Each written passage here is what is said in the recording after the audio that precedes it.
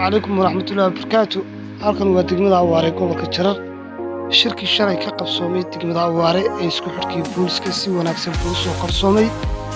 Anigoo natiib boosana waan ka qayb galay si fiican baan sawirada uga soo qaaday si loogu talagalay u qabsoomay. Dadka abaladii si loogu talagalay saraakiishu u siiyeen aad buu mahadsan yihiin. Wacdigelin ballaaran bay halka ka sameeyeen in ceelasha la banado wixii afbanaan dadku dhacayaan in hawlo badan oo nabadgelyada laga wada shaqeeyo.